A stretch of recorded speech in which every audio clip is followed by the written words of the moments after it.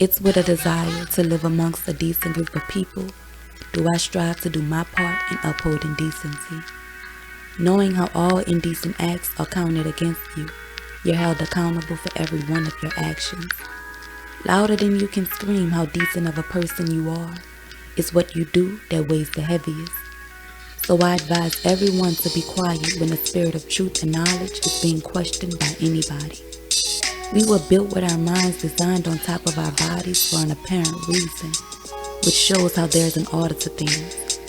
Mind over body places our higher sense above our animal-type behaviors, which are impulsively driven, placing logic above emotions. You have the right to feel however you please, yet it won't change the truth of knowledge from existing either way you've chose. But true knowledge is the logical solution that can resolve any doubt that the body may cause the mind to experience when emotions begin to run high.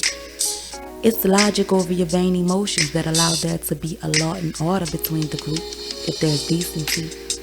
If not, those same two can become arch rivals in a battle of control for your life, no matter which one you feel you favor the most. So what is the lesson and why we're trying to put something so indecent as politics in our mix when we know damn well it doesn't fit? Truth be told, we just need to be able to sit and discuss things in a manner that provides logic above emotions, which brings it to a halt. With decency being your standard, self-accountability leads to self-correction, bringing forth serious growth. As this was just a mental note to those that consider themselves decent folk and know that knowledge truly unites us when it's common.